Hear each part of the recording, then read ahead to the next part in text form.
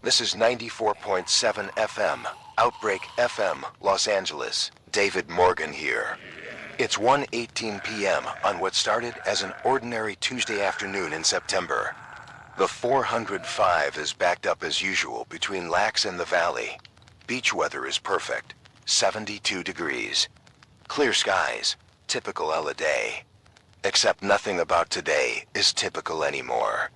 And I need everyone listening across the greater Los Angeles metropolitan area to understand that what I'm about to tell you is not a drill. This is not a movie promotion. This is not some elaborate hoax. This is real. This is happening. And it's happening right now in our city. Sarah Chun just handed me the first reports. At 12:47 p.m., 31 minutes ago, Cedars-Sinai Medical Center in West Hollywood reported a code silver. That's hospital terminology for violent person with weapon. Except this wasn't someone with a gun. This was a patient. A patient who had been declared deceased 8 minutes earlier. A patient who sat up on the examination table, who became violently aggressive, who attacked a nurse. When security responded, the patient exhibited unusual strength. No response to pain, no response to verbal commands. Just pure aggression, biting, attacking. And here's where it gets worse. The nurse who was attacked started showing symptoms within minutes. High fever, disorientation, aggression. She attacked other staff. And now we're getting identical reports from UCLA Medical Center, from Good Samaritan Hospital downtown, from Kaiser Permanente in Hollywood, from Providence St. John's in Santa Monica. Every major hospital in Los Angeles County is reporting the same pattern within the same 60-minute window. I'm going to be direct with you because that's what you need right now. The dead are coming back. They're attacking the living. And the people who are attacked are becoming the same thing. I know how that sounds. I know what you're thinking. But I'm looking at reports from 9 different hospitals. I'm monitoring LAPD radio traffic. I'm watching social media explode with video footage. This is not isolated. This is not explainable through conventional means. Something is happening in Los Angeles that violates everything we understand about medicine and death and basic biology. And we need to respond to it right now because the window for survival is closing. 1:26 p.m. Sarah's monitoring LAPD communications right now. The radio traffic is unlike anything I've heard in 15 years of broadcasting. Every division is calling in violent disturbances. Rampart Division in Koreatown. Hollywood Division on Sunset Boulevard. Pacific Division at Venice Beach. Southwest Division in South LA. Van Nuys Division in the Valley. West LA Division near UCLA. Central Division downtown. All 77 square miles of the city of Los Angeles, every neighborhood, every district, every community. The LAPD has 9,000 sworn officers. Right now, every single one of them is being activated. Every available unit is responding to calls. And the calls are coming in faster than units can respond. The infection pattern is mathematical, exponential. One infected person attacks 3 people. Those 3 people become infected. They attack 9 more people. Those 9 attack 27. 27 becomes 81. 81 becomes 243. We're watching geometric progression in real time. Los Angeles County has 10 million people. If just 0.1% becomes infected in the first hour, that's 10,000 infected attackers spreading across 4,000 square miles of urban sprawl. The mathematics are absolutely devastating. 1:34 p.m. The mayor's office just released their first official statement. Sarah's reading it to me now. The city of Los Angeles is experiencing isolated incidents of civil disturbance across multiple locations. Emergency services are responding appropriately. There is no cause for public alarm at this time. Residents should remain calm, avoid affected areas, and await further instructions from authorities. The situation is being managed and is under control. Isolated incidents, under control. That's the official narrative from City Hall. But from what we're seeing on LAPD scanners, from the reports flooding our tip line, From the video footage that's being uploaded to social media every 30 seconds, this is not isolated, and this is absolutely not under control. This is coordinated chaos spreading across the second largest city in America. I don't know if the mayor is being deliberately dishonest to prevent panic, or if the information hasn't reached his office yet. Either way, the guidance is inadequate and potentially deadly. Avoiding affected areas is impossible when affected areas are everywhere. Remaining calm when people around you are being attacked is not rational advice. Awaiting further instructions when instructions won't arrive fast enough to save your life is suicide. 1:41 p.m. We just got our first call from a witness on the ground. His name is Marcus. He's at the Beverly Center. That's the shopping mall on La Cienega near Beverly Hills. He's hiding in a maintenance closet on the 4th floor. Sarah's putting him on air right now. Marcus, you live on Outbreak FM. Tell us what you're seeing. There's people attacking shoppers. I don't know how else to describe it. They look sick. They're making these sounds, moaning. They're grabbing people, biting them. I watched a woman get pulled down by 3 of these people outside Macy's. She was screaming for help. There was blood, so much blood. Then she stopped screaming. And maybe 5 minutes later, she got up and she was one of them. She started attacking other people the same way. I ran. I found this closet. I locked the door. I can hear them outside in the hallway. Scratching at doors, moaning. What the hell is happening? What do I do? Please, someone tell me what I'm supposed to do. Sarah's giving him tactical guidance right now. Stay hidden. Stay absolutely silent. Do not open the door for any reason. Barricade the door with whatever's in that closet. Shelving units, cleaning supplies. Anything that adds mass between you and the door. Do not make noise. Do not attract attention. Do not attempt to leave until you hear from authorities that it's safe. But here's what we're not telling Marcus. The response times we're seeing on LAPD scanners are running 45 minutes or longer. Emergency services are overwhelmed. There might not be anyone coming to rescue him. He might be in that closet for hours, maybe days. And we're asking him to stay quiet and hope while infected are hunting 3 feet away from where he's hiding. 1:49 p.m. Dr. Michael Chun from Cedars-Sinai Medical Center is on the line. He's an emergency room physician. 27 years of experience. He's treated everything. Gunshot wounds, gang violence, car accidents, drug overdoses, mass casualty incidents. He's seen it all. And Sarah can hear in his voice that he's never seen anything like what's happening right now. Dr. Chen, you're on Outbreak FM. What can you tell us? This is Dr. Chun. I need the public to understand the severity and nature of what we're facing. We are experiencing a highly contagious pathogen with rapid onset symptoms and 100% fatality rate. Transmission occurs primarily through bite wounds. Blood-to-blood contact through open wounds can also transmit. Scratches from infected fingernails may transmit if they penetrate skin and introduce saliva or blood. Infected individuals exhibit extreme aggression, complete loss of higher brain function, high fever typically exceeding 104 degrees, and no pain response whatsoever. They attack any uninfected person in proximity with the apparent goal of biting and transmitting infection. Symptom onset occurs within 5 to 15 minutes of exposure, depending on severity of bite and viral load transmitted. Progression from initial symptoms to full cognitive shutdown occurs within 30 to 90 minutes. Clinical death occurs within 2 hours of infection. Reanimation occurs 2 to 5 minutes after cardiac arrest. I need to be absolutely clear about this. If you are bitten by an infected individual, you will become infected. If you become infected, you will die. After you die, you will reanimate as an infected individual and attack others. There's no known treatment. There's no cure. There's no way to stop progression once infection occurs. The only survival strategy is complete avoidance of exposure. There it is. Official medical confirmation from a credible source. A doctor with nearly 3 decades of experience telling us that this is not treatable. that exposure equals death. That death equals reanimation. That reanimation equals threat to others. Dr. Chun is probably violating multiple medical protocols by making definitive statements without peer review or CDC confirmation. But he's doing it anyway because people need to know. Need to understand that getting bitten is not an injury you recover from. It's a death sentence.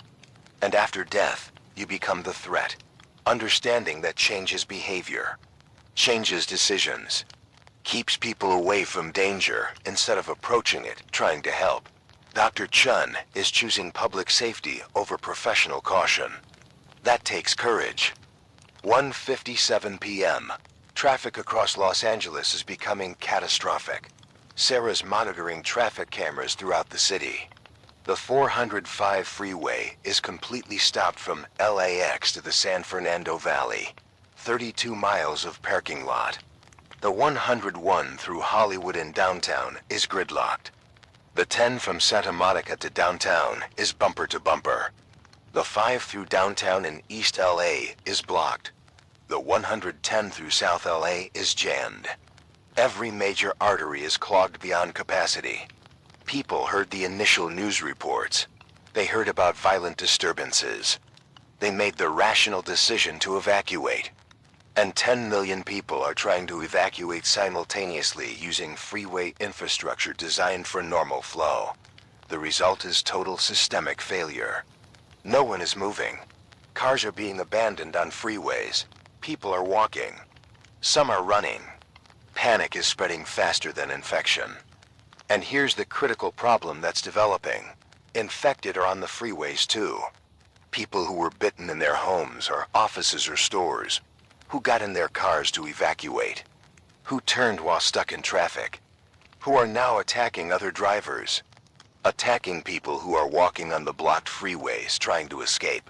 The freeways are becoming killing zones. Infected moving through stationary traffic like sharks through a school of fish.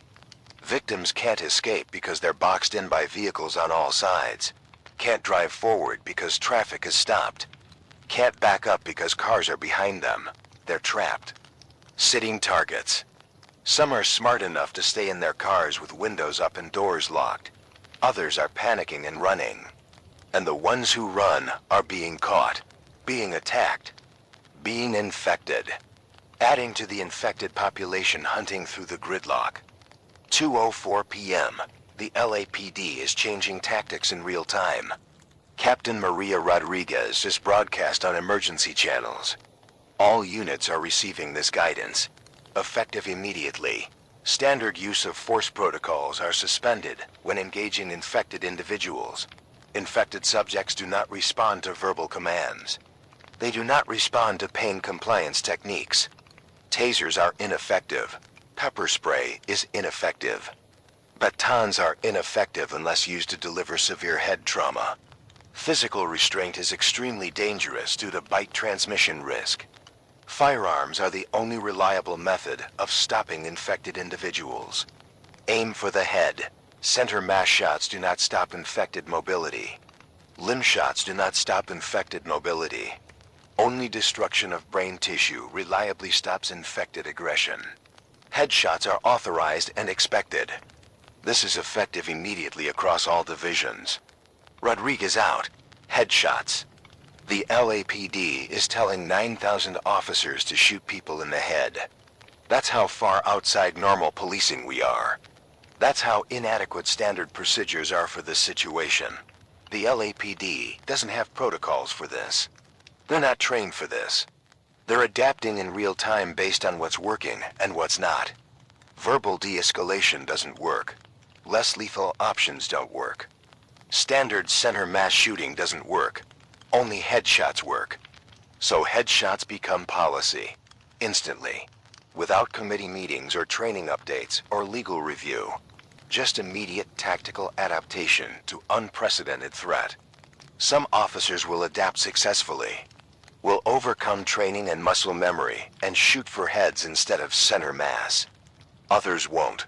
Will waste ammunition on body shots that don't stop infected. Will get close trying to physically restrain. Will get bitten. Will become infected. will become threats their fellow officers have to eliminate. The LAPD is about to lose officers. A lot of officers. Not because they're not brave. Because the threat doesn't match their training. 2:19 p.m. Sarah and I are making a decision right now. We're suspending all regular programming. No more music. No more commercials.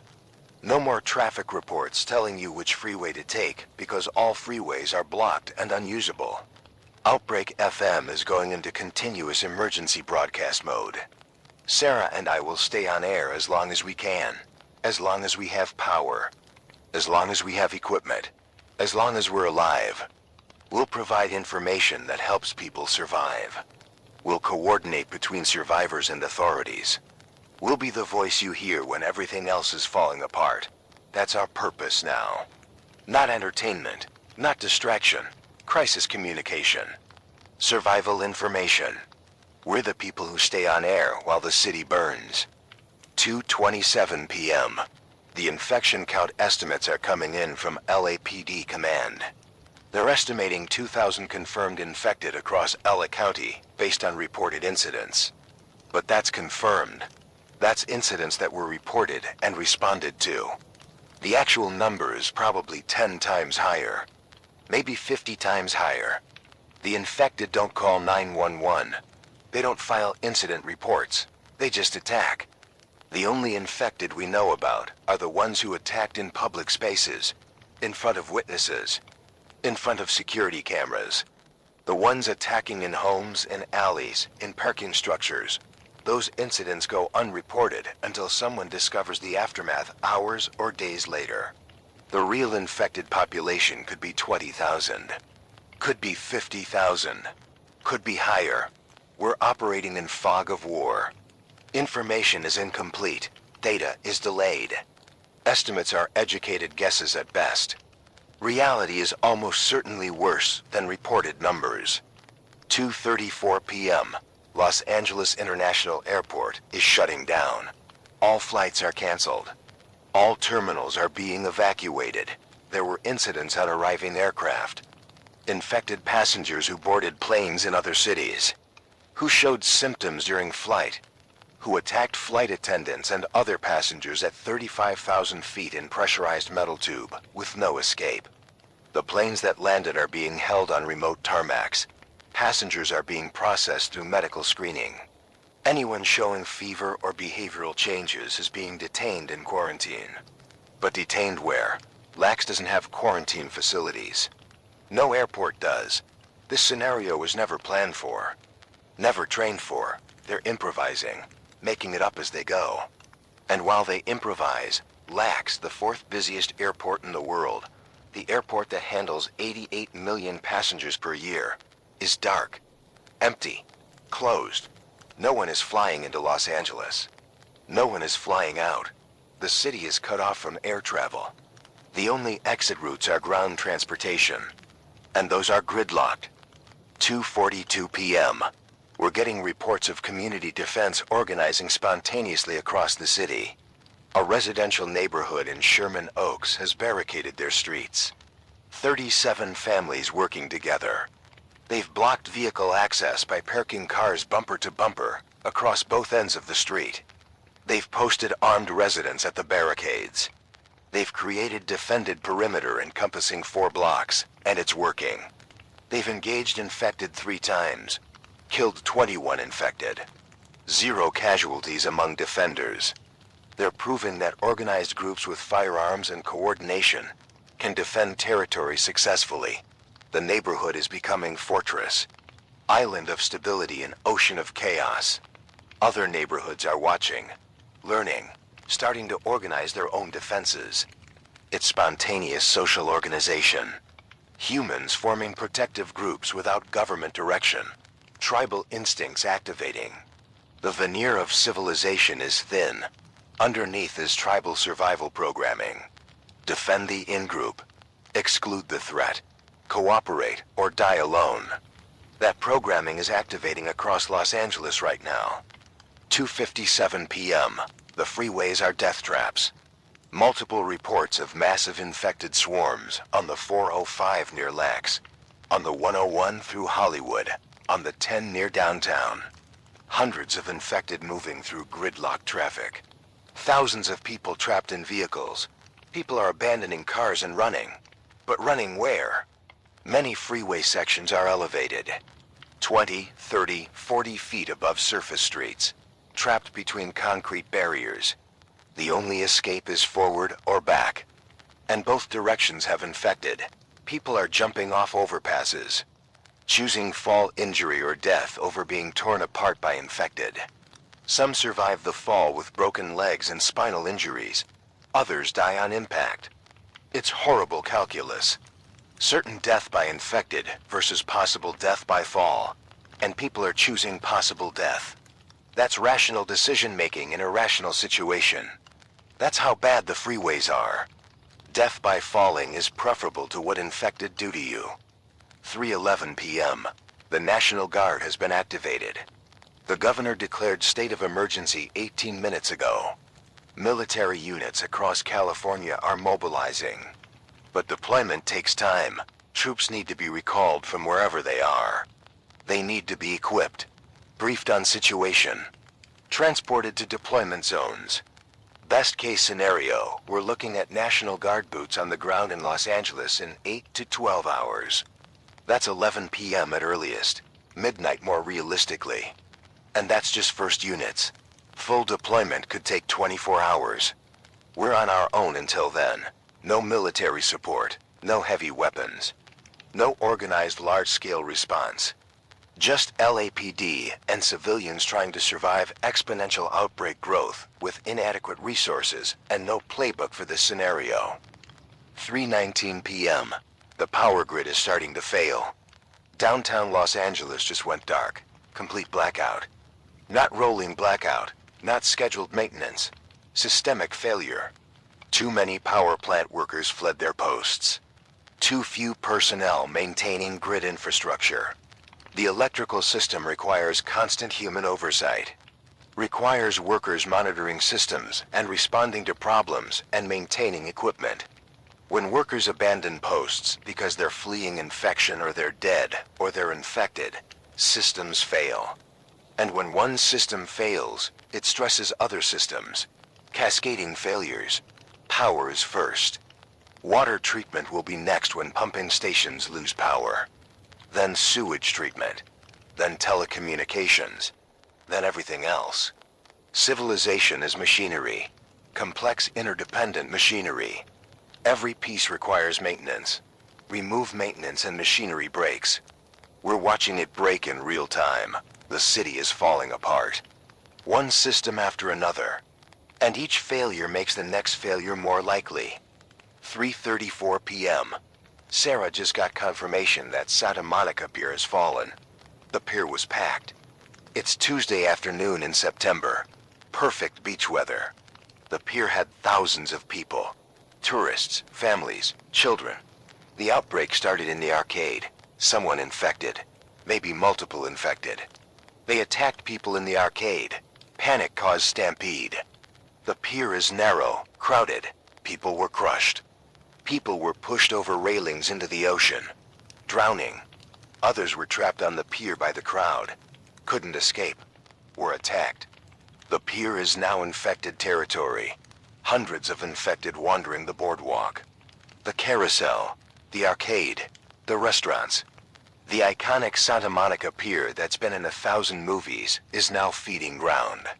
The symbolism is devastating, but the reality is worse. Those weren't extras. Those weren't statistics. Those were real people. Real families.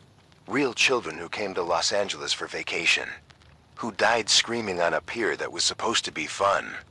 That was supposed to be safe. That represents everything joyful about California beach culture. Now it represents horror. 3:47 p.m. Dr. Chun is calling in again with updated medical information. He's been treating patients and observing infection progression for 3 hours now. He's refining his understanding. Infection timeline is accelerating. Early cases took 15 minutes to show symptoms. Recent cases are symptomatic in 5 minutes. Early cases took 90 minutes to reach full infection. Recent cases are fully infected in 30 minutes. The pathogen may be mutating, may be optimizing for faster transmission, or we're simply getting better data as we observe more cases. Either way, the window from exposure to reanimation is compressing. Initial cases were approximately 2 hours from bite to walking infected. Current cases are approximately 45 minutes. This means less time for infected individuals to seek help, less time to isolate themselves, less time to warn others. The infection is getting faster, more aggressive, more deadly. Shun out. Faster infection means faster spread, means less time to respond, means the exponential growth curve gets steeper. We're not just fighting today's infection rate, we're fighting tomorrow's infection rate, which will be faster. The pathogen is adapting, or we're seeing natural selection of faster spreading variants. Infected who turn quickly infect more people. Infected who turn slowly get isolated or killed before spreading. The surviving infected population is the fast-turning subset. The pathogen is being filtered, optimized, evolved in real time through selection pressure. That's terrifying. That means the threat gets worse even if we don't do anything. Time is not our ally. Time favors the faster pathogen.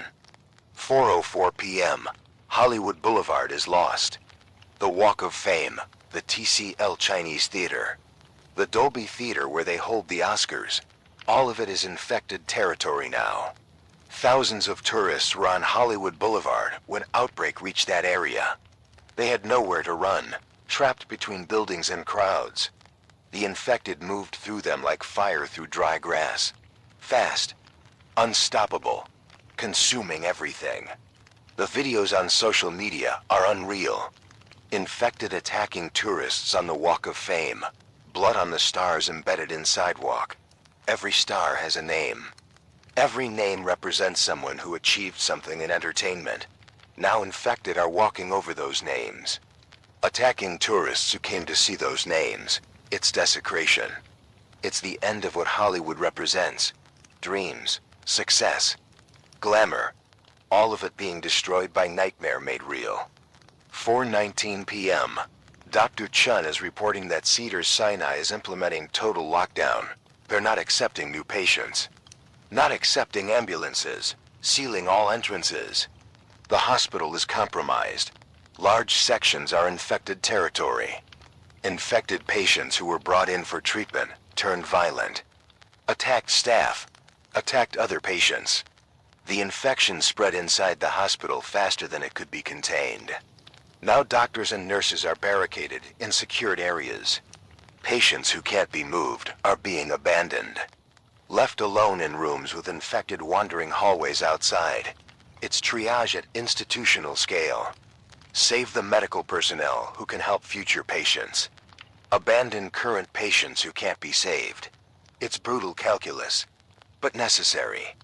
If all the doctors and nurses die trying to save current patients, there's no one left to help future survivors.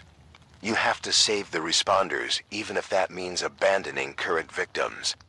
Dr. Chun understands this intellectually, but he's breaking emotionally. He's a doctor. Doctors don't abandon patients.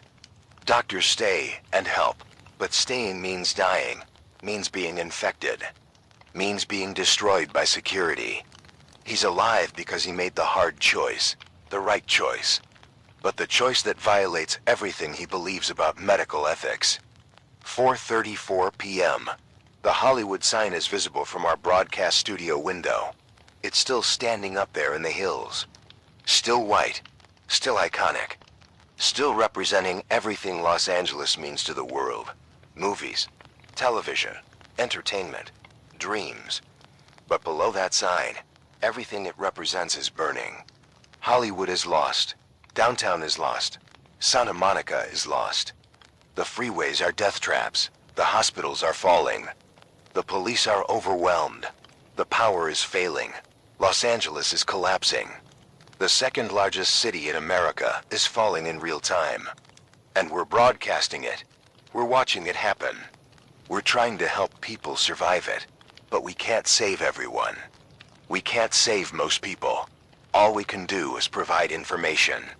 and hope that information helps someone, somewhere, make a decision that keeps them alive. 4:52 p.m. Sarah's fielding calls from people all across the city. People trapped in high-rise office buildings. People hiding in shopping malls. People barricaded in their homes. People stuck on freeways watching infected approach.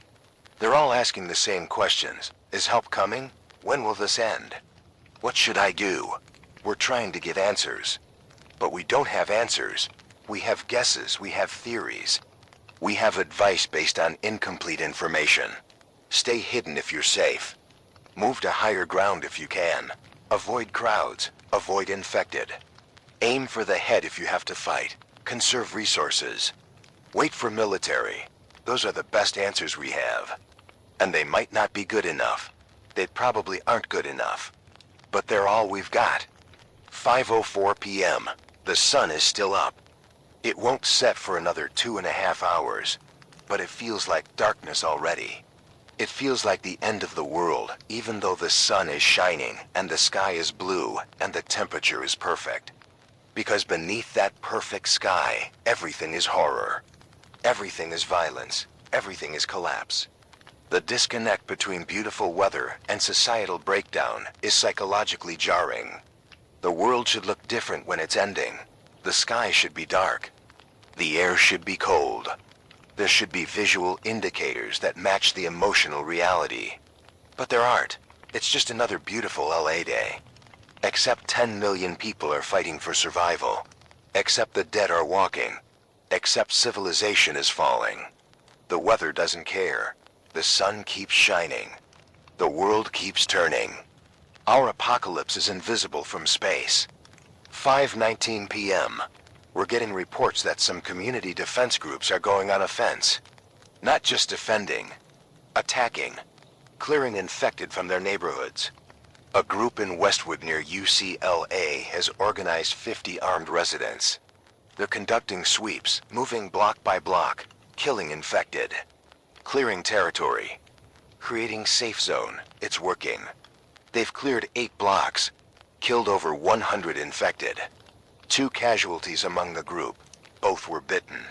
Both self-terminated before turning. Heroes who made the choice to die as humans rather than live as infected. The Westwood group is proving that organized civilian forces can fight back successfully, can reclaim territory, can create safety through violence. Other groups are watching, learning, starting to organize their own offensive operations. We're transitioning from pure defense to counteroffensive, from reactive to proactive, from hiding to fighting. That's psychological shift. That's humans refusing to be prey, choosing to be predators, choosing to fight back instead of waiting to die. 5:34 p.m. The LAPD is reporting they've lost communication with multiple divisions. Rampart Division in Koreatown is not responding. Southwest Division in South LA is not responding. 77th Street Division is not responding. These are entire police stations, hundreds of officers, gone silent. Either they're too busy to communicate, or they're dead, or they're infected. We don't know. The LAPD doesn't know. Command structure is breaking down. The organization is fragmenting. Officers are reverting to individual survival instead of coordinated response. That's system failure. That's when institutions stop being institutions and become collections of individuals trying not to die. We're watching it happen. The LAPD, one of the largest and most professional police departments in the world, is breaking apart. Not because officers are cowards, because the threat is overwhelming. Because the infection is spreading faster than response can contain. Because humans have limits. And we've reached them. 5:52 p.m. Sunset is in 73 minutes. Darkness is coming, and darkness will make everything worse. Visibility drops. Fear increases. Infected are just as dangerous in dark, but humans can't see them coming, can't track them, can't aim accurately. Night favors infected. Day favors survivors. We have 73 minutes of daylight remaining. After that, we enter night. First night of Outbreak. first night of new reality. The night will be long. The night will be bloody. Many people who survive the day won't survive the night. That's just mathematics. Night is more dangerous. Therefore, night is more deadly. We're trying to prepare people. Trying to help them understand what's coming. Trying to help them make decisions now while they can still see that will keep them alive through darkness. 6:04 p.m. Dr. Chun is broadcasting what might be his final update. Cedars-Sinai is being evacuated. The infected have breached multiple secure areas. The hospital is no longer defensible. Staff are evacuating to rooftop. Waiting for helicopter extraction. If extraction doesn't come, they'll attempt to climb down exterior of building or jump. Those are the options. Wait and hope. Or jump and die trying to escape. Dr. Chun has been on air with us for 4 hours. He's provided critical medical information. He's saved lives through that information. Now he might die, might be infected, might be destroyed by infected. He's asking us to remember him, to remember his staff, to tell people they tried, they fought, they helped as long as they could. We will remember, Dr. Chun. We'll tell your story. We'll make sure people know. Thank you for everything. Good luck. Chun out. 6:19 p.m. The National Guard is reporting first units will arrive in 2 hours. 8 p.m. They'll establish perimeter around downtown Los Angeles. Create safe zone. Begin evacuation of survivors to protected area. It's first real hope. First indication of organized large-scale response. But 2 hours is a long time. A lot can happen in 2 hours. A lot will happen in 2 hours. The infection is still spreading. The city is still falling. People are still dying. 2 hours might be too late for thousands of people. Might be too late for tens of thousands. But it's all the hope we have. National Guard in 2 hours. Military protection in 2 hours. Organized response in 2 hours. Hold on for 2 hours. That's the message. That's what we're telling people. Hold on. Help is coming. Just hold on. 6:34 p.m. Lisa's parents just called. They're in Pacific Palisades, upscale neighborhood on the coast. They're barricaded in their home. Infected are in the neighborhood. They can see them through windows, walking through streets, checking cars, looking for people. Lisa's crying while talking to them, telling them to stay inside, stay quiet, stay safe. They're her parents. She can't help them, can't reach them, can't save them. She can only listen, only tell them she loves them, only hope they survive. This is the cost of staying on air, of continuing to broadcast. Lisa could leave, could try to reach her parents, could try to save them, but that means abandoning broadcast, means abandoning thousands of other people who are listening, who need information, who need coordination. She's choosing strangers over family, choosing duty over love. It's impossible choice, but she's making it. She's staying, she's broadcasting. She's crying, but she's functional. That's strength, that's heroism. That's what makes her essential. 6:52 p.m. The Hollywood sign is silhouetted against sunset sky. Orange and red and purple. Beautiful. The last beautiful thing we might see. In 8 minutes the sun sets. In 8 minutes darkness comes. In 8 minutes the first night begins. We've survived 7 hours of outbreak. From 12:47 p.m. when Cedars-Sinai reported first incident to now, 7 hours. The city has fallen in 7 hours. Millions are dead or infected. Infrastructure is failing. Institutions are collapsing. And night is coming. We don't know what night brings, but we'll be here. We'll broadcast through darkness. We'll be voice you hear when you can't see. When you're scared, when you're alone, we'll be here. However long we can be, however long power lasts, however long we survive. This is Outbreak FM. This is David Morgan and Sarah Chun. The sun is setting on Los Angeles. God help us all. 7:03 p.m. The sun is down. Darkness is here. The first night begins. And if you're listening to this broadcast, if you survived the day, if you're hiding somewhere in this dark city, stay with us. More broadcasts will follow through the night. We'll guide you, we'll inform you, we'll help you survive until dawn. Stay tuned, stay alive. This is Outbreak FM. The first 24 hours continues. Welcome to the night. Part 2, The First Night Falls. 7:11 p.m. This is Outbreak FM. David Morgan back with you. 8 minutes into darkness, and we're already getting reports of increased infected activity. Sarah's monitoring LAPD communications. Officers across the city are reporting infected are more aggressive after sunset, moving faster, attacking more frequently. We don't know if this is actual behavioral change, or if darkness just makes them harder to avoid. Either way, the result is the same. More attacks, more infections, more deaths. The first night is going to be brutal. We're broadcasting from our studio in Mid-Wilshire, 4th floor of an office building. We have generator power for approximately 18 hours. After that, we're dependent on building power, which is still operational in this area. For now, Sarah and I are locked in, barricaded. We have food for 3 days, water for a week. We're positioned to broadcast long-term if we can stay safe. If infected don't breach building. If generator holds. If we don't run out of supplies. A lot of ifs, but we're committed. We're staying on air as long as possible. 7:19 p.m. The National Guard has updated their timeline. First units won't arrive until 9 p.m. now. Deployment is taking longer than expected. Roadblocks, abandoned vehicles, infected on highways. The military convoys are having to fight their way into Los Angeles. They're not just rolling in unopposed. They're conducting combat operations to reach the city. That tells you something about how far this has spread. It's not just LA, it's the surrounding areas, it's the highways. It's everywhere between military bases and the city center. The infection has already spread beyond LA County boundaries. We're not dealing with contained outbreak anymore.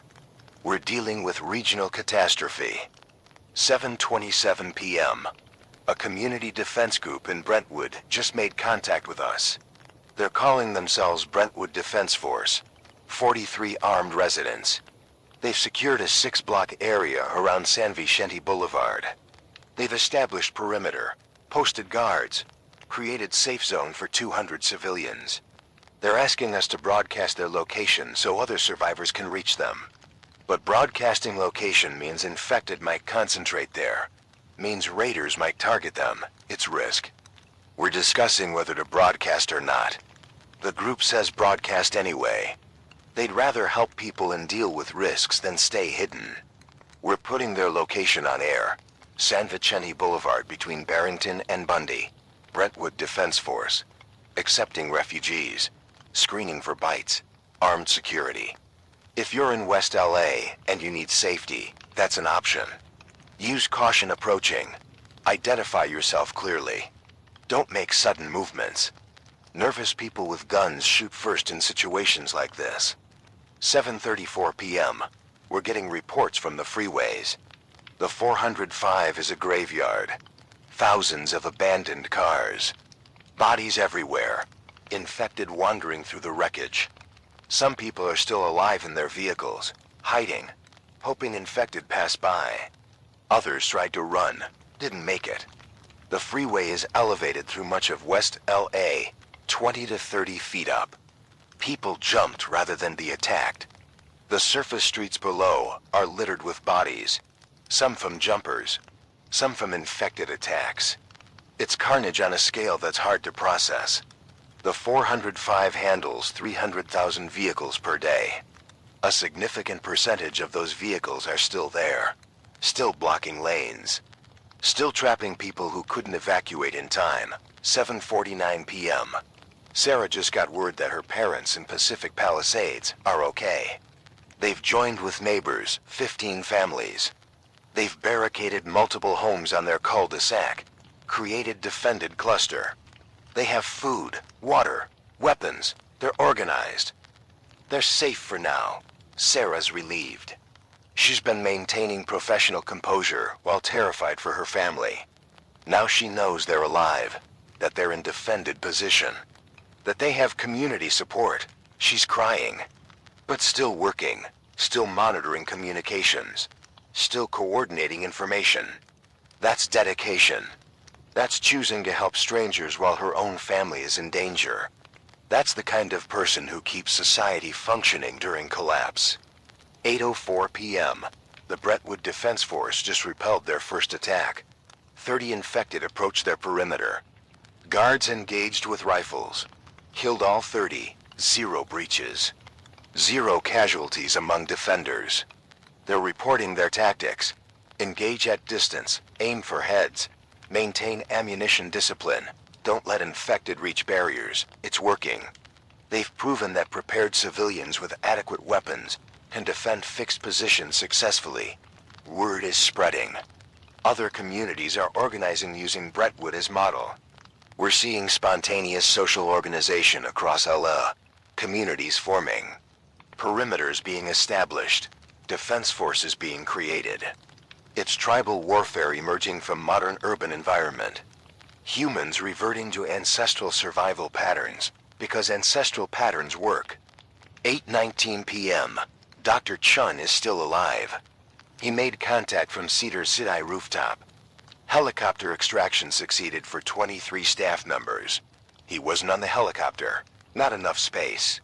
He's still on rooftop with 12 other staff members. Waiting for second helicopter. If second helicopter comes, they can see infected in floors below through rooftop access door. The infected are climbing stairs, searching building floor by floor. Eventually they'll reach rooftop. Dr. Chun estimates they have maybe 2 hours before rooftop is compromised. 2 hours for helicopter to return. 2 hours to survive. He's asking us to tell his wife and daughters he loves them, just in case. We're recording the message. We'll make sure it reaches them if he doesn't. Chun out. 8:27 p.m. Downtown Los Angeles is completely dark. No power, no street lights, no building lights, just darkness and fires. We can see the glow from here. Orange light reflecting off smoke. The fires are spreading. No fire department response. LAFD is overwhelmed. Can't respond to structure fires when they're responding to infected attacks. Can't fight fires in buildings where infected are hunting. The fires burn uncontrolled. Spreading from building to building. Downtown is burning. The financial district, the civic center, Skid Row, all of it burning. The second largest downtown in America is becoming ash. 8:42 p.m. The National Guard is 30 minutes out. First convoys are approaching downtown from the east. They're encountering heavy infected presence on the 10 freeway. They're engaging heavy weapons, machine guns. The sound is audible from our studio 5 miles away. Continuous gunfire. Explosions. The military is fighting their way in. Creating corridor through infected populations. It's not rescue, it's invasion. They're invading their own city to save what's left. The absurdity of that is overwhelming. American military forces conducting offensive operations in Los Angeles to fight American civilians who are infected. This is civil war. This is insurrection. Except the enemy isn't foreign or ideological. The enemy is biological. The enemy is us. 8:54 p.m. We're receiving reports of looting. Not surprising. Social order is collapsing. Some people are taking advantage, breaking into stores, taking food, water, weapons, supplies. Is it looting when civilization has ended? Or is it survival scavenging?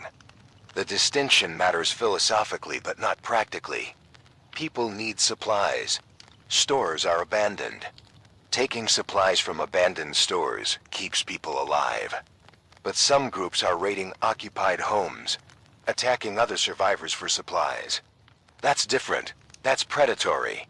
That's humans being threats to other humans when infected should be the only threat. We're broadcasting appeal. Don't attack other survivors. Don't steal from the living. There's enough abandoned supplies for everyone if we cooperate. Fighting each other helps infected, helps death. Don't be that person. Don't be the reason someone else dies. 9:07 p.m., the National Guard has entered downtown. They've established perimeter on Pershing Square, about 6 blocks. They're clearing infected from the area, heavy combat. We can hear it clearly now. Machine gun fire, grenade explosions, flares in the sky. The military is here. The military is fighting. For the first time since Outbreak started 8 hours ago, we have organized large-scale response. We have heavy weapons. We have trained soldiers. We have command structure. It changes everything. Not immediately, but potentially. If National Guard can hold downtown, if they can expand perimeter, if they can evacuate survivors to protected zone, if they can bring order to chaos, those are big ifs, but they're possible now. They weren't possible an hour ago. 9:19 p.m. The Brentwood Defense Force is under attack again. Larger force this time. Estimated 60 infected. They're engaging. We're monitoring their radio. Heavy fighting. They're holding, but ammunition is depleting. They're requesting support from any nearby communities. The West LA communities are responding. Groups from Westwood, from West Hollywood, from Century City. They're sending armed reinforcements to Brentwood. The communities are coordinating, supporting each other, creating mutual aid network. This is exactly what needs to happen. Individual communities can be overwhelmed, but networked communities supporting each other are resilient, can absorb attacks, can reinforce weak points, can survive through cooperation. We're watching distributed defense network form in real time. It's beautiful in its own terrible way. 9:34 p.m. Dr. Chun is reporting infected reached Cedars-Sinai rooftop level. They're coming up stairwell. The 12 staff members on rooftop are preparing for final stand. They have 2 handguns, 16 rounds total, against potentially hundreds of infected. They're not surviving this. Dr. Chun knows it. His final broadcast. This is Dr. Chun. If anyone is listening, tell my family I love them. Tell them I died trying to help people. Tell them I fought until the end. Tell medical students to learn from this. Study infectious disease. Develop treatments. Develop cures. Don't let this happen again. Chun out. The channel goes silent. We're listening, waiting, then gunfire. 2 shots, 3, 4, screaming, more shots. Then silence, then moaning. Dr. Chun is gone. The staff is gone. Cedars-Sinai Medical Center is lost. One of the best hospitals in Los Angeles. One of the best emergency room physicians. Gone. Sarah and I are sitting here crying. We're supposed to be professional, supposed to maintain composure. But we just listened to good people die. People who were helping, who were trying to save lives, who sacrificed themselves rather than abandon patients. We need a moment. We'll be back. We're staying on air. But we need a moment. Chun deserves a moment. 9:47 p.m. We're back. Sarah and I are composed. As composed as we can be. Dr. Chun is dead. But his information saved lives. His broadcasts help thousands of people understand what they're facing. Understand how to avoid infection. Understand that this is real and deadly and survivable if you're smart. His legacy is lives saved through information. That's meaningful. That's important. We'll honor him by continuing. By doing what he did. Providing information that keeps people alive. That's what he'd want. That's what we'll do. 9:52 p.m. The National Guard has secured downtown perimeter. They're establishing safe zone. Approximately 12 blocks centered on Pershing Square. They're broadcasting on emergency channels. Downtown safe zone is operational. We are accepting uninfected civilians. Approach from the west on 5th Street. Approach slowly with hands visible. You will be screened for infection. Anyone bitten will be denied entry. Anyone showing symptoms will be denied entry. Bring identification and minimal belongings. Food and water will be provided. Medical care is available. The safe zone is defended by National Guard forces. Capacity approximately 5,000 people. Come if you need safety. Command out. It's hope. Real tangible refuge. 5,000 capacity. That's substantial. But Los Angeles County has 10 million people. 5,000 is 0.05%. It's not enough. It's not close to enough, but it's something. It's more than we had an hour ago. And the National Guard is planning to establish additional safe zones. Beverly Hills, Santa Monica, Pasadena. They're creating network of protected areas. Trying to save as many as possible. It won't be everyone. It won't be most people. But it'll be some. And some is better than none. 10:04 p.m. The Brentwood Defense Force held their position. Reinforcements from allied communities arrived. Combined force of 80 people. They killed all 60 infected. 3 casualties among defenders. All 3 were bitten. All 3 self-terminated immediately. Heroes who made the hard choice. Who refused to become infected. Who protected their communities through suicide. We're recording their names. Marcus Williams, age 34. Jennifer Park, age 29. Robert Hayes, age 56. They lived. They fought. They died protecting others. That's worth remembering. Sarah's documenting all the fallen. Creating list. Record. Someone needs to remember who died, who sacrificed, who fought. We're that someone. 10:19 p.m. We're receiving reports that infected behavior is changing. Multiple observers report infected are grouping. Moving together in larger formations. Not random individuals anymore. Coordinated groups, packs. Dr. Chun theorized this might happen. That infected would exhibit herd behavior without intelligence. Like birds flocking or fish schooling. Simple rules creating complex group behavior. Follow the moans. Move toward sound. Attack together. No consciousness. No planning. Just instinct producing coordination. It makes them more dangerous. Individual infected can be avoided. Packs of 50 or 100 overwhelm defenses through numbers. The infection is evolving. Not biologically necessarily. Behaviorally, through natural selection. Infected that group survive better. Therefore grouping behavior becomes dominant. We're fighting enemy that adapts. That gets more dangerous over time. That's terrifying. 10:34 p.m. Sarah's monitoring social media.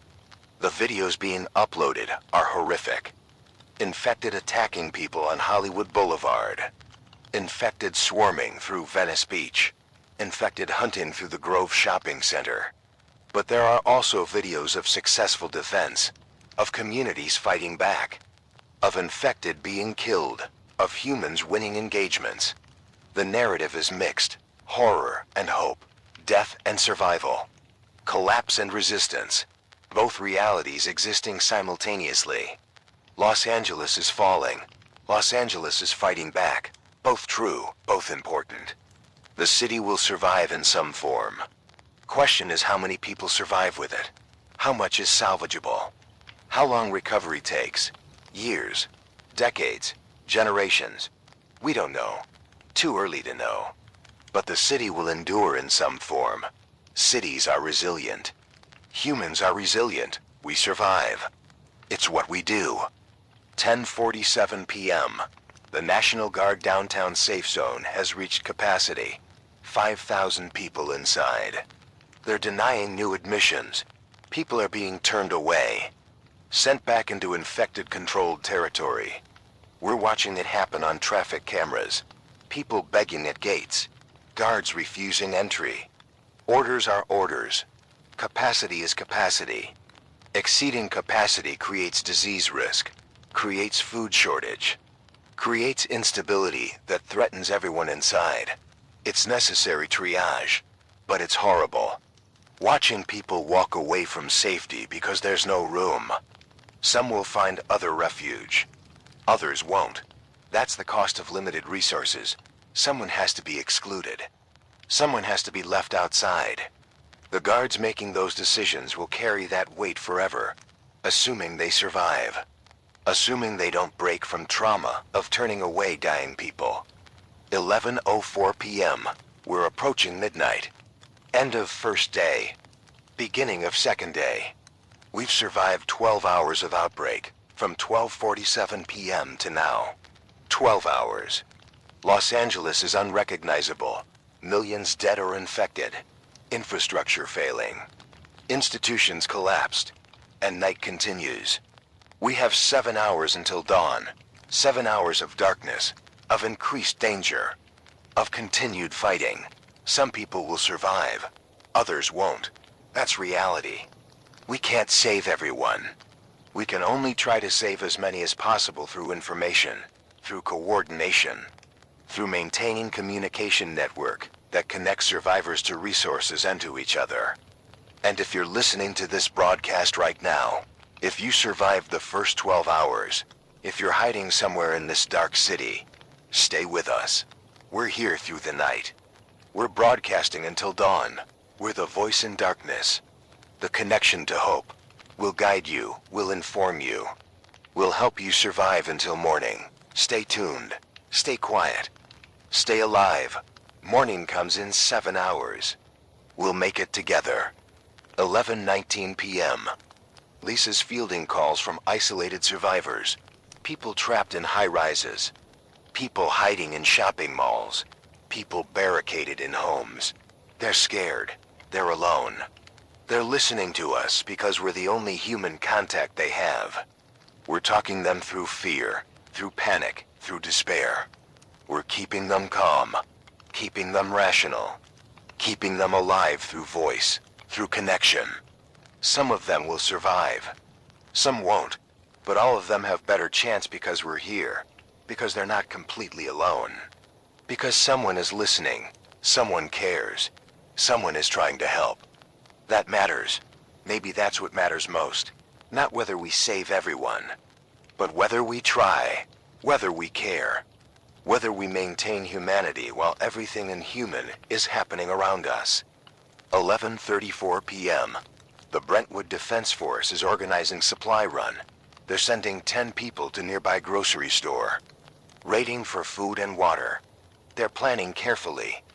Dawn raid tomorrow, when visibility is good, but infected activity is lower. They're asking for tactical advice. We're connecting them with military advisors from National Guard, professional soldiers coaching civilian defenders on small unit tactics. This is the network forming. This is cooperation creating strength.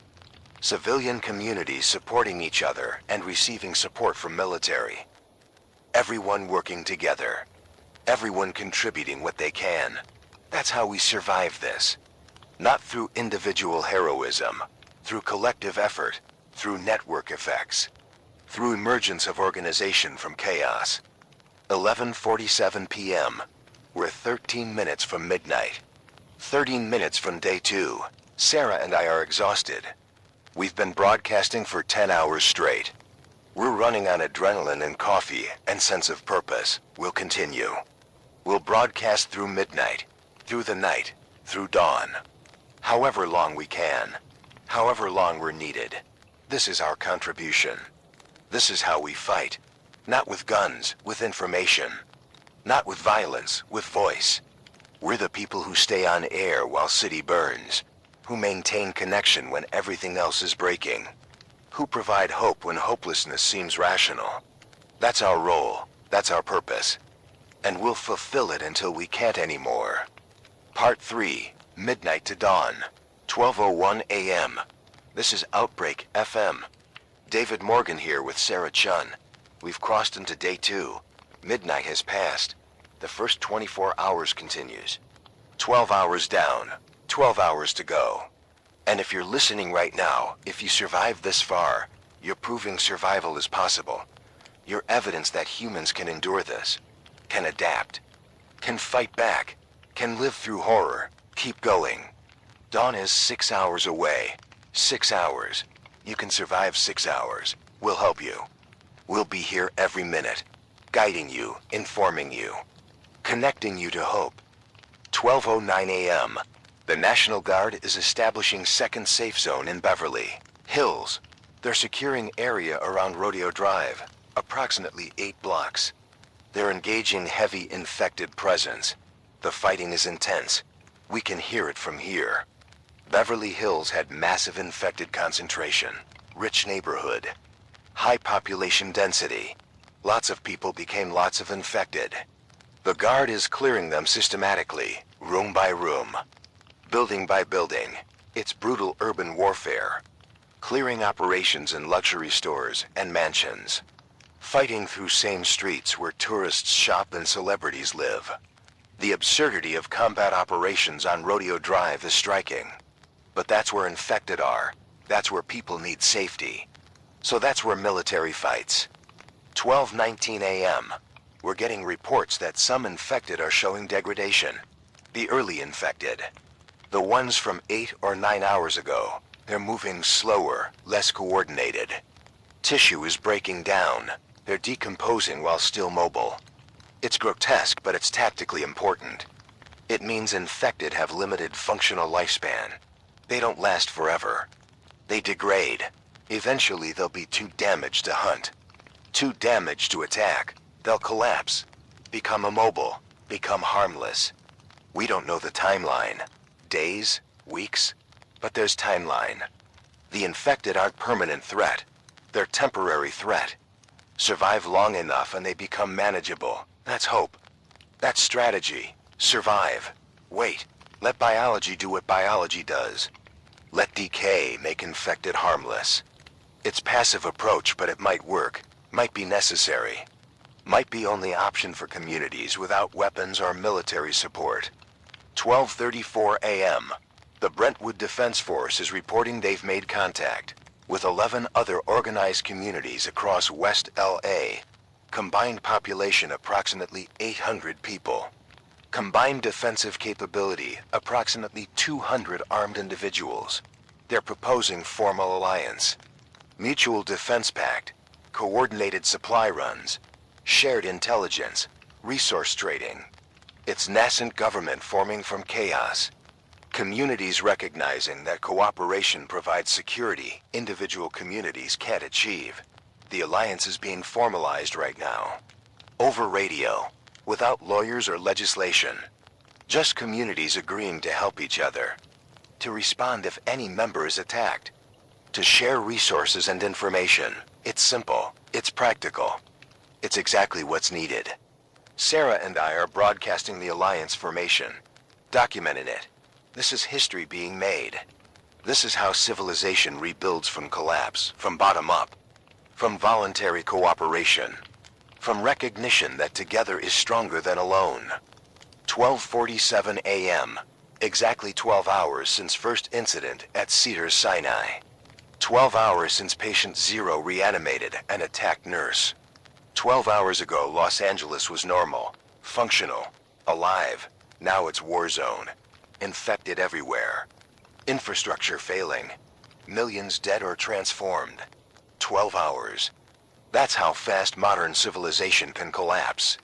That's how fragile our world is. Remove one assumption. One basic rule. Dead stay dead. Remove that and everything falls apart. All our systems.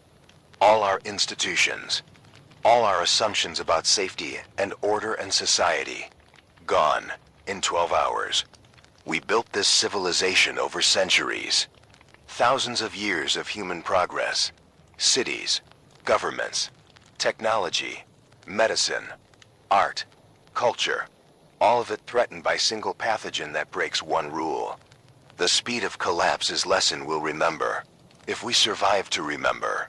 If there's anyone left to teach, fragility, that's the lesson. Civilization is fragile. Treasure it. Protect it. Maintain it. Because losing it is fast. Rebuilding it is slow. 1:04 a.m.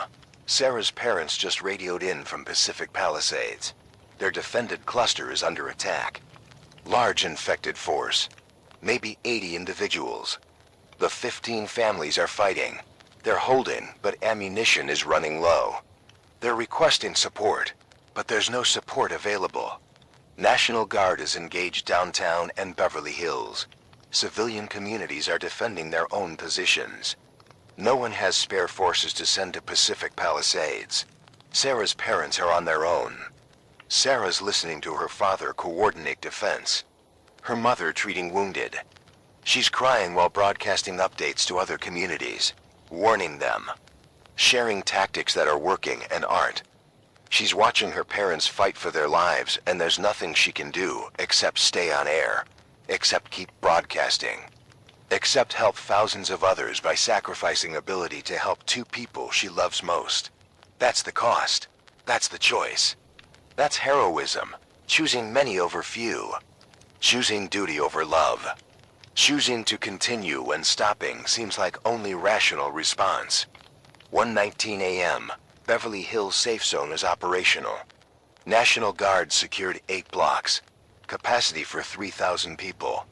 They're accepting refugees, screening for infection, providing food and water, medical care, security, its second major safe zone.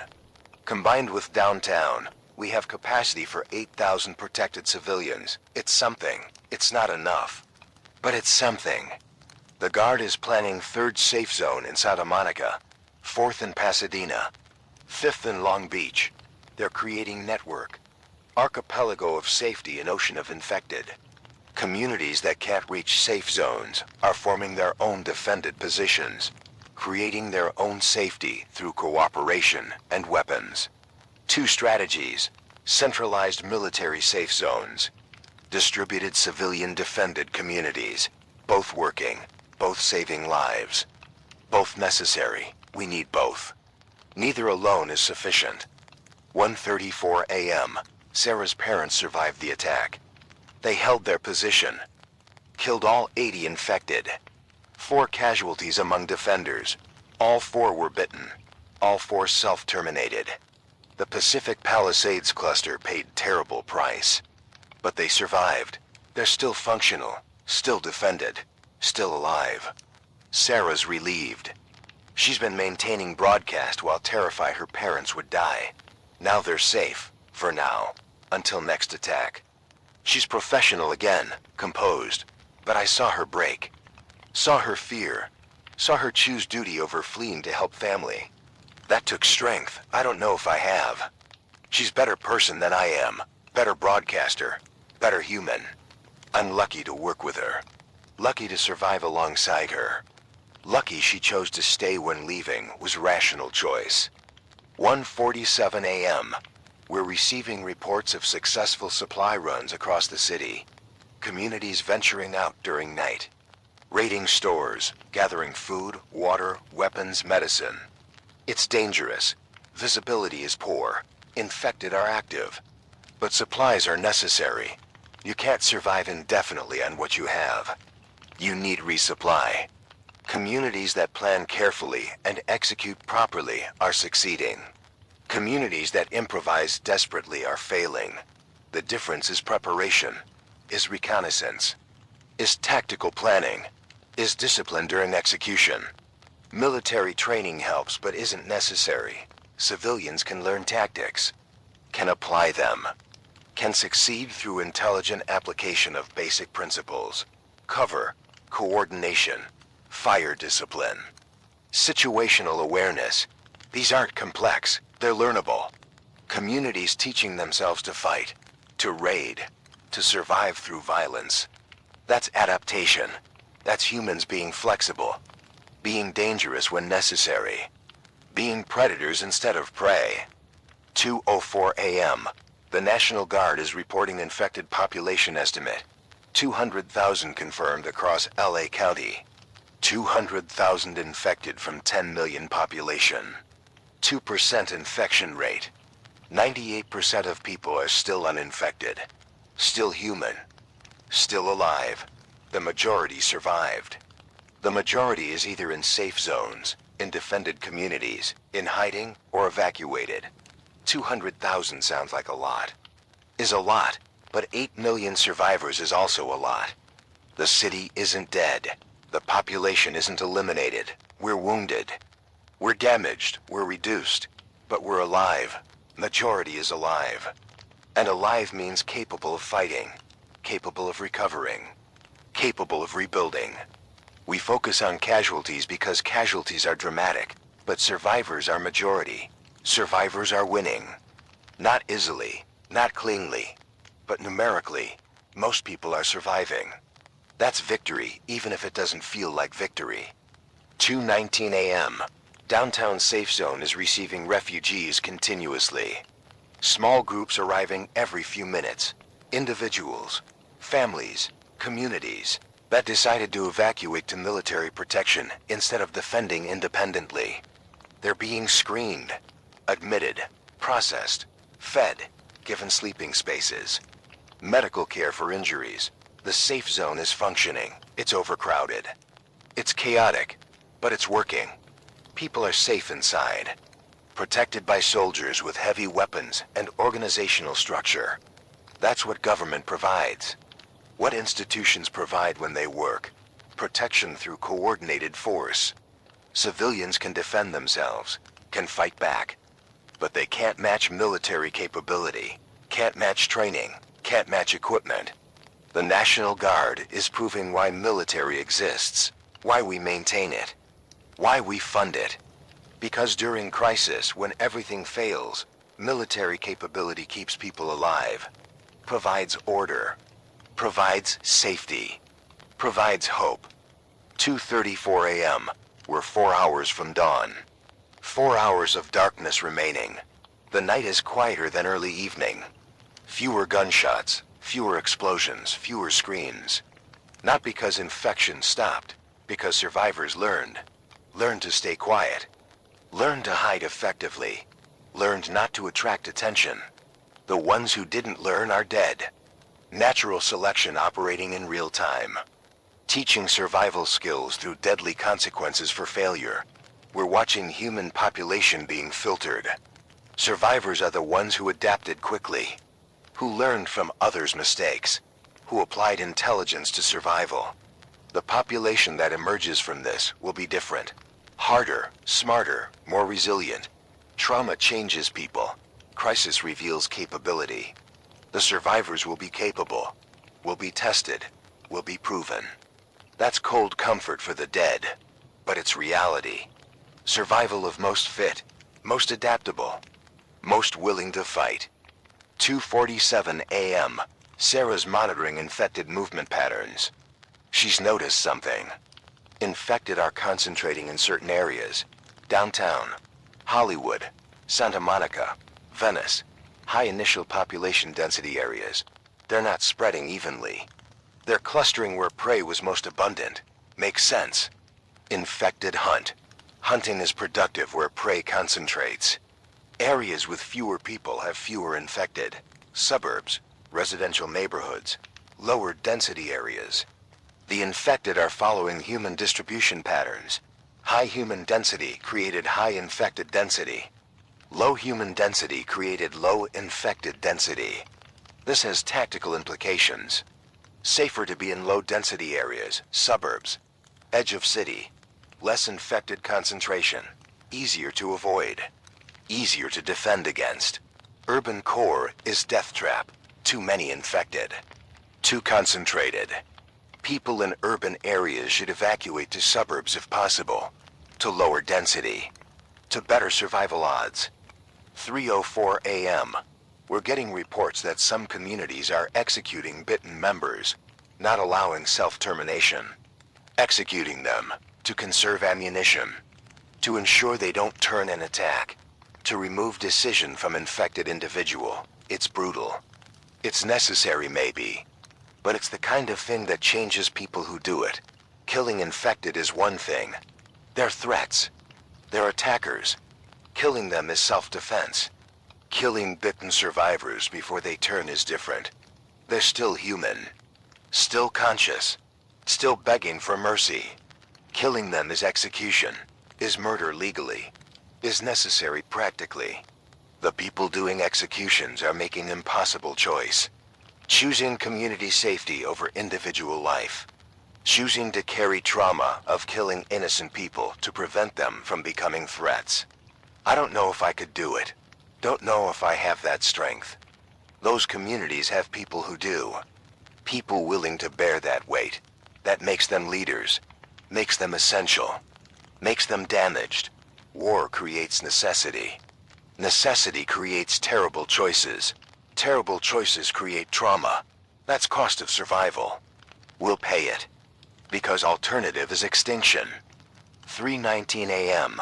The West LA Community Alliance is conducting coordinated patrol. 20 armed individuals from 4 different communities. They're sweeping neighborhoods, clearing infected, creating safe corridors between allied communities, allowing movement, allowing trade, allowing mutual support. It's working.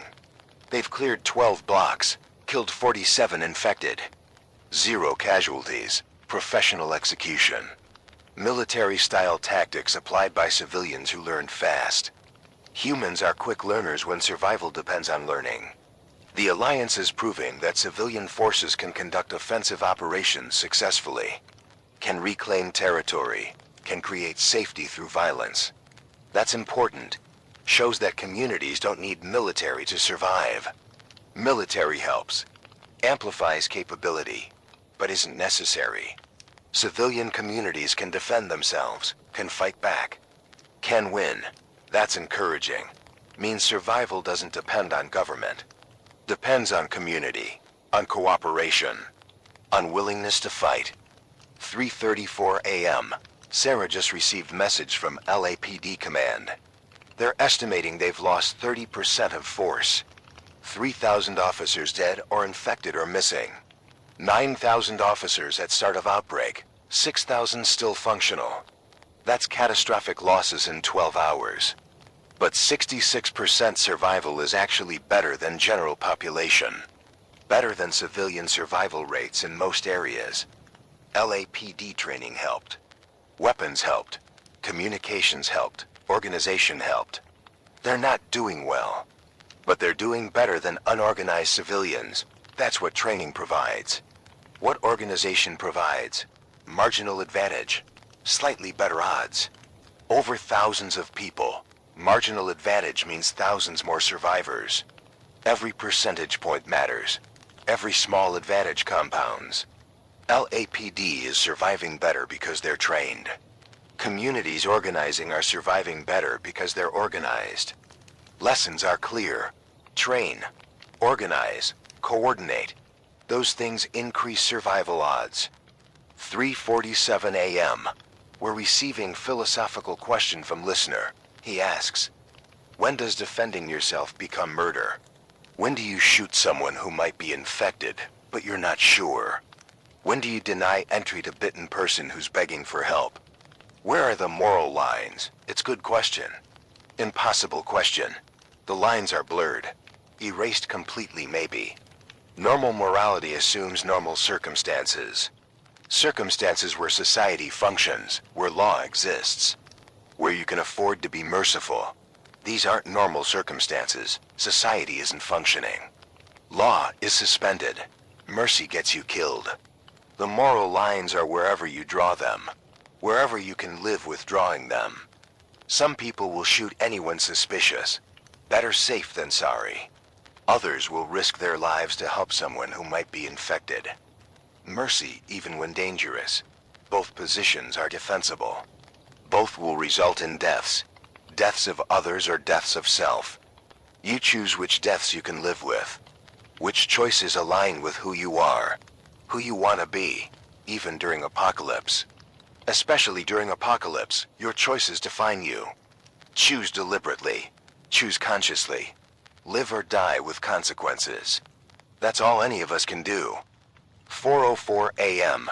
Dawn in 2 hours and 43 minutes. We can see faint lightening of eastern sky. Not sunrise yet. Just the promise of sunrise. The promise that night ends. That darkness is temporary. That morning comes. People need that promise. Need to know this night will end. That they just have to survive 2 more hours. Then daylight returns. Then visibility improves. Then infected are easier to avoid. 2 hours, not long. Survivable time frame, concrete goal, specific endpoint. That's psychologically important. Infinite crisis breaks people. Finite crisis with defined end can be endured. 2 hours to dawn. Then we've survived first night. Then we face first full day. One challenge at a time. 1 hour at a time. That's how you survive impossible situations, by making them series of possible situations. Each individually manageable, each survivable. Strung together, they seem impossible, but individually, each piece is possible. Survive the pieces. Eventually, you've survived the whole. 4:19 a.m., the National Guard is announcing third safe zone. Will be operational in Santa Monica by 8 a.m. They're moving forces from Beverly Hills, expanding coverage, creating more protected space. Santa Monica Safe Zone will have capacity for 4,000. Combined with downtown and Beverly Hills, we'll have 12,000 capacity by mid-morning. 12,000 protected spaces. It's substantial. Still not enough for 8 million survivors, but it's growing. More safe zones planned. Pasadena, Long Beach, Burbank, Glendale. The Guard is creating network covering metropolitan area, providing options, providing safety for those who can reach it. Not everyone will reach it, but the option exists. That's all we can ask. That government provides option, that institutional response is happening, that organized large-scale effort is underway. We're not abandoned. We're not forgotten. Help is here. Help is expanding. Help will continue. 4:34 a.m. Sarah's parents are preparing to evacuate to Beverly Hills Safe Zone. They're leaving at dawn. The Pacific Palisades cluster is joining them, 15 families. Approximately 60 people. They're organizing convoy. 5 vehicles. Armed escorts. They'll travel together, strengthen numbers. They've planned route, identified dangers, established communication protocols. They're doing it right. Professional planning. Military-style execution by civilians who adapted. They'll probably survive the journey, probably reach safety. Sarah will see her parents. We'll know they're protected. We'll be able to focus on broadcasting without fear for their lives. That's relief for her. Relief for me too. I've been watching her carry that weight. Fear and duty simultaneously. Now the weight lessens. Her parents will be safe. She can breathe, can focus, can continue helping thousands while her own family is protected. That's what we need. Broadcasters who can function, who can help, who aren't paralyzed by personal crisis. Sarah's getting that chance. Her parents are giving her that gift by reaching safety, freeing her to help others. 4:47 a.m. We're receiving reports that infected are returning to their homes. Some infected are going to residences they lived in before infection, standing at doors, trying to enter. It's unsettling, suggests a memory remains, some connection to previous life, but they're not capable of using keys, not capable of planning, just instinct, residual behavior, muscle memory without consciousness. It's dangerous for survivors sheltering in homes.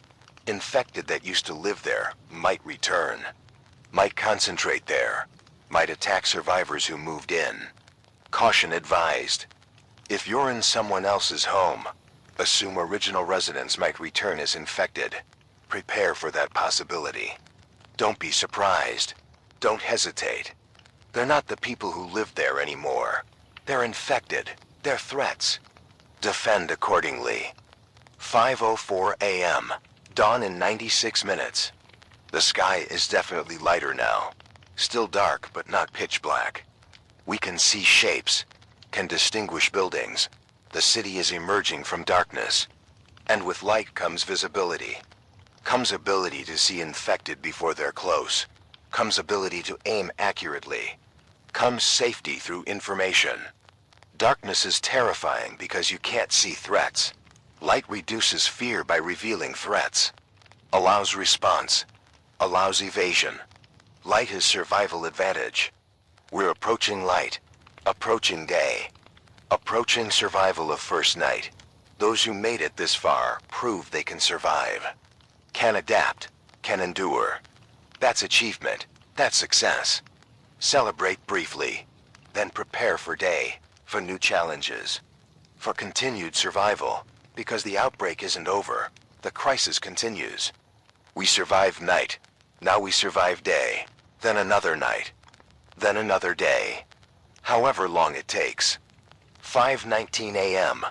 The LAPD is reporting they're consolidating forces, abandoning some precincts, withdrawing to defensible positions, creating strongholds instead of trying to patrol entire city.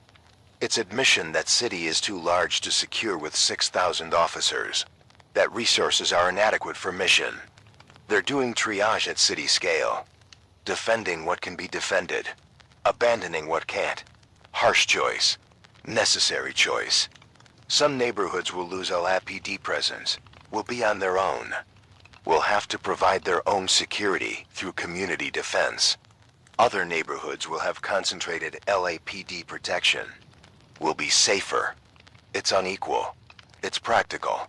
It's reality of limited resources. Can't defend everywhere. Must choose. LAPD is choosing. Communities being abandoned need to organize. Need to defend themselves. Need to recognize they're alone. That's not failure. That's reality.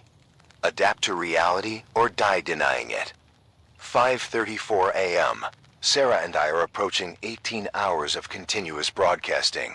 We're beyond exhausted. We're functioning on muscle memory and sense of purpose. Coffee is gone.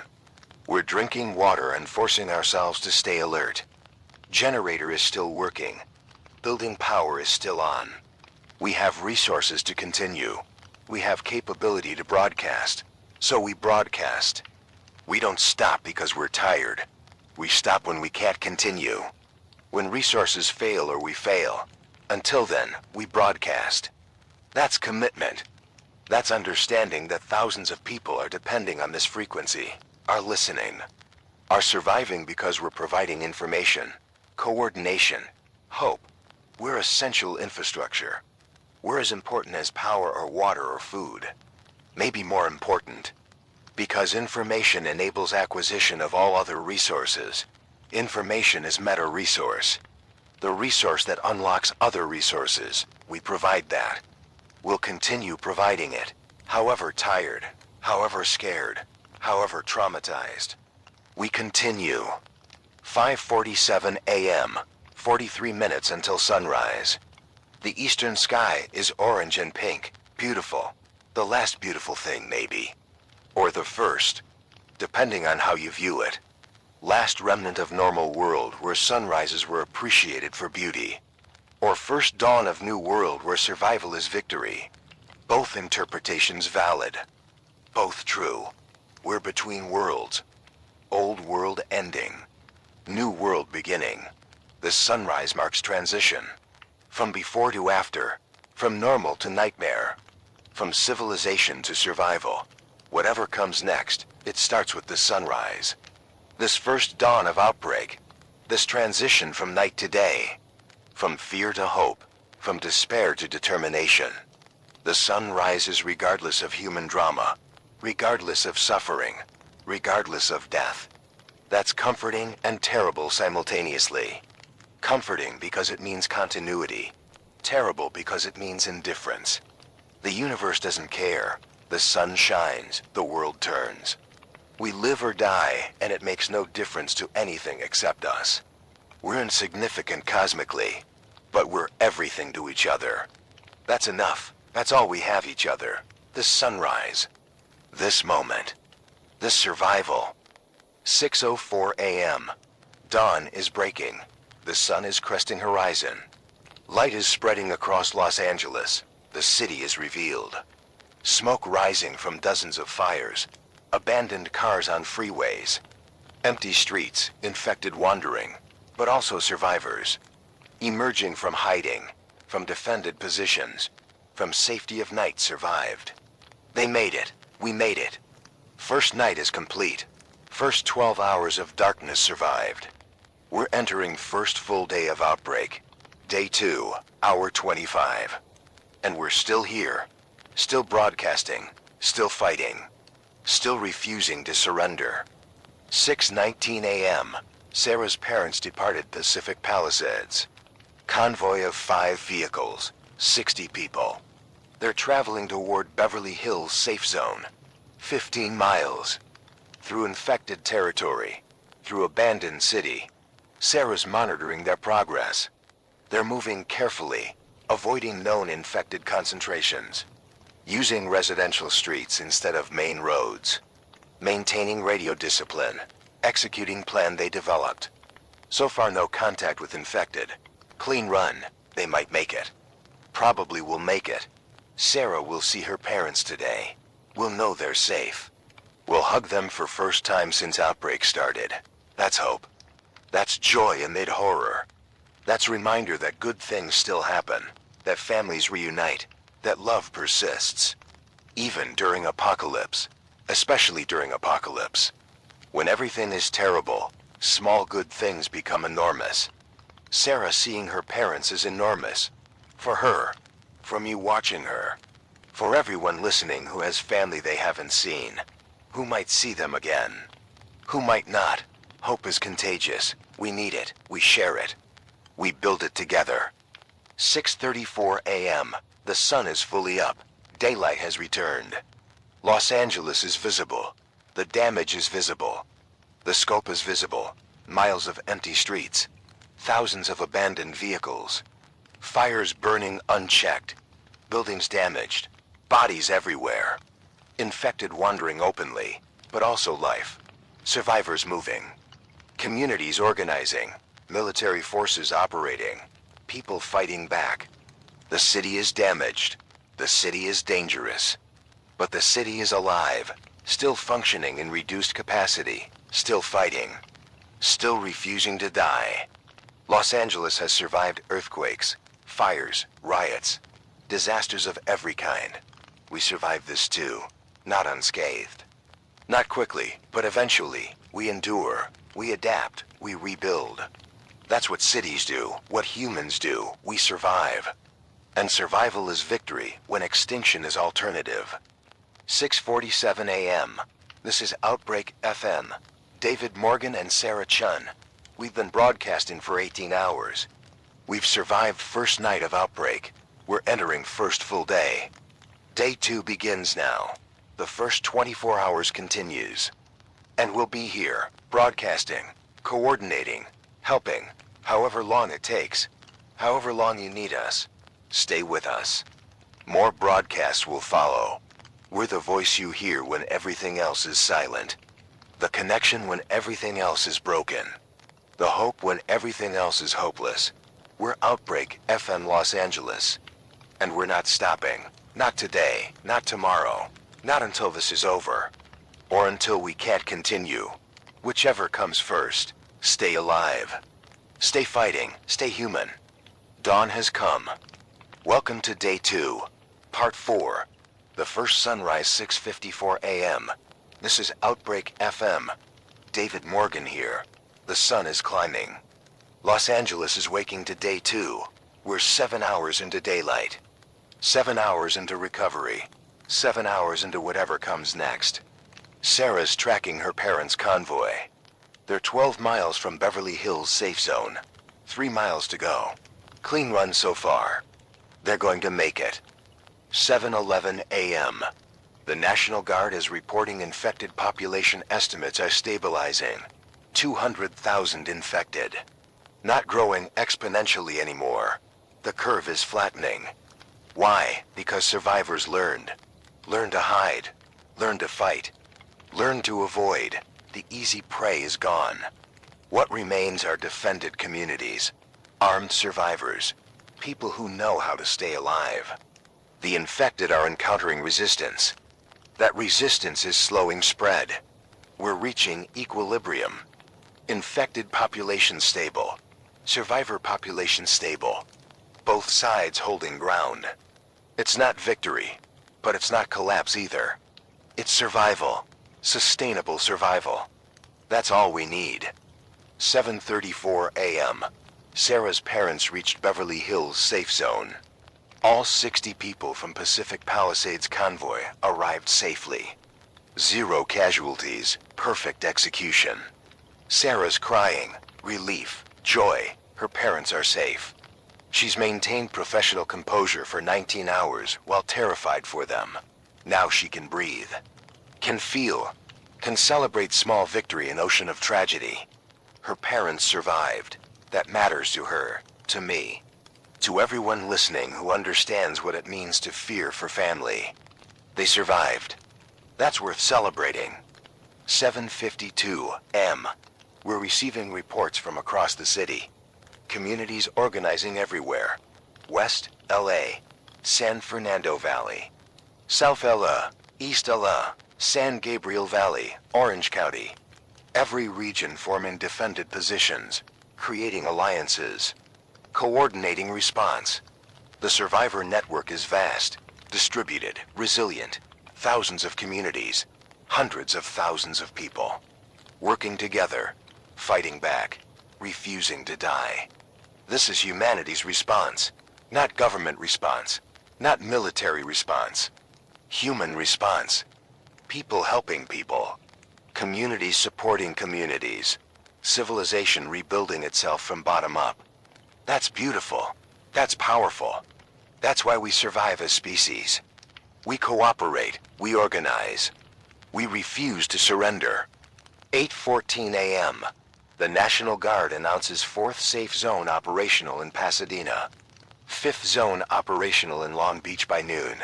6th Zone in Burbank by evening. The network is expanding. 20,000 protected capacity by tonight. The military is scaling response, bringing order to chaos, providing infrastructure survivors need. It's working, slowly, imperfectly, but working. Government isn't dead. Military isn't collapsed.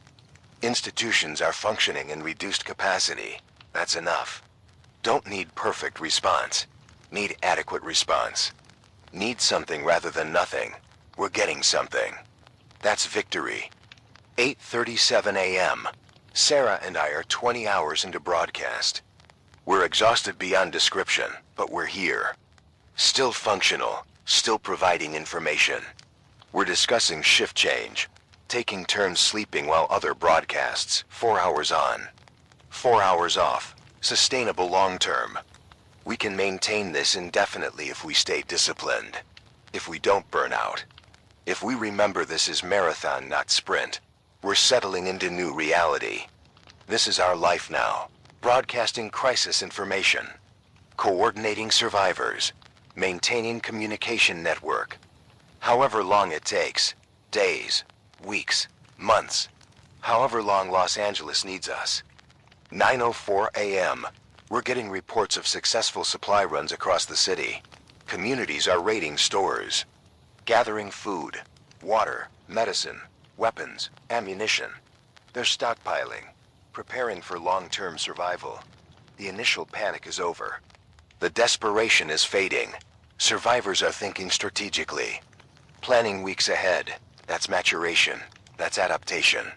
That's transition from crisis response to sustainable operations. The communities that survive will be the ones that plan, that organize, that think long-term. Short-term thinking gets you killed in extended crisis. Long-term thinking keeps you alive. 9:29 a.m. The infection count is holding at 200,000, not growing. The exponential phase is over. We're in linear phase. Stable infected population. Stable survivor population. Both sides entrenched. Both sides holding ground. Infected control certain areas. Survivors control others. Contested zones between. It's geography now. Territory. Borders. The city is divided. Living and dead. Each controlling their zones. Each defending what they have. It's new normal. Strange equilibrium. But equilibrium nonetheless. Sustainable. Survivable. Manageable. 10:11 a.m. 23 hours since outbreak started. 23 hours since patient 0 attacked at Cedars-Sinai. We're approaching completion of first 24 hours. One full day. One full rotation of Earth. One sunrise to next sunrise. And we survived. Not everyone. Not most people maybe. But millions survived. 8 million people in LA County still alive. Still human. Still fighting. That's success. That's victory. We lost 2 million people. That's catastrophic. That's tragedy beyond measure. But 8 million survived. Majority survived. That's what we focus on. Survivors. Living. Future. Not death. Life. 10:47 a.m. Sarah's parents just called from Beverly Hills safe zone. They're settled. Fed. Rested. Safe. They're asking about Sarah. Asking if she's okay. If she needs anything. Parents caring for children, even during apocalypse. Even when children are adults. Even when world is ending. Love persists. Family persists. That's beautiful. That's humanity at its best. Sarah's telling them she's fine. She's lying. She's exhausted. She's traumatized. She's barely holding together. But she's telling them she's fine because parents need to believe children are okay. Even adult children. Even during crisis. She's giving them that gift. That peace. That's love. That's sacrifice. That's what makes us human. 11:19 a.m. We're receiving reports that some infected are collapsing. The early infected. Hour 23 infected. They're degrading. Tissue breakdown. Motor function failure. They're becoming immobile. Harmless. The timeline is 24 hours. Infected have roughly 24 hours of peak functionality. After that, they degrade.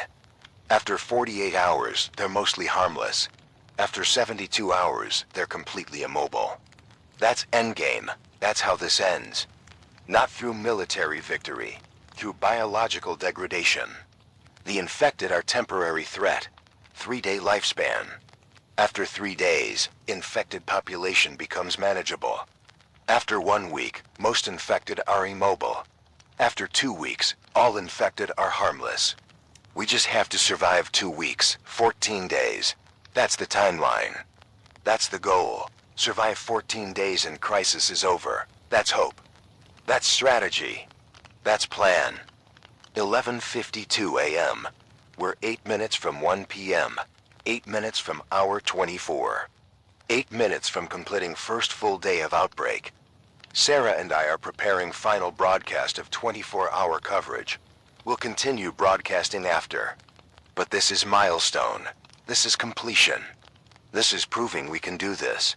Can maintain communication through crisis. Can help people survive. Can be voice of hope when everything is hopeless. And if you're listening right now, if you survived 24 hours, if you're hearing this transmission, you proved survival is possible. You adapted. You fought. You endured. You're survivor now, not victim. Not casualty, survivor. That's identity. That's achievement. That's victory. Celebrate it. Then prepare for day 3, for week 2, for however long this takes. You survived day 1. You can survive day 2 and day 3, and however many days until infected degrade into harmlessness. You're capable. You're proven. You're survivor. 12:34 p.m. We're receiving final reports before 24-hour mark. National Guard has 6 safe zones operational, 25,000 capacity. LAPD has consolidated to defendable strongholds. 6,000 officers still functional. Civilian communities number in thousands. Hundreds of thousands of people in defended positions. Infrastructure is damaged but functioning.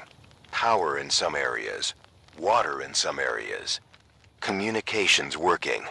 The city is broken, but the city is alive. Los Angeles survived day 1. Will survive day 2. Will survive however long it takes. Cities are resilient. Humans are resilient. We endure. 1:07 p.m. 11 minutes until 24-hour mark. Sarah and I are reflecting on what we've witnessed. What we've documented. What we've survived. 24 hours ago, Los Angeles was normal. Now it's war zone. 2 million dead. 200,000 infected. 8 million survivors fighting for future. We watched it happen. We broadcast it. We helped people survive it. That's our contribution. That's our purpose. We're proud. We're traumatized. We're exhausted. But we're here. Still broadcasting. Still fighting. Still refusing to quit. 1:18 p.m.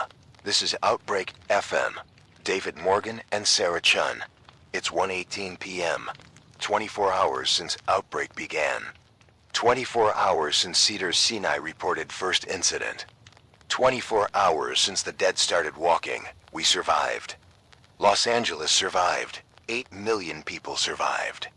The first 24 hours is complete. The crisis continues. But we proved survival is possible. We proved humans adapt. We proved civilization endures. We're entering day 2 with hope, with organization, with determination to rebuild what was lost. To everyone who listened, who survived, who fought through 24 hours of hell, thank you.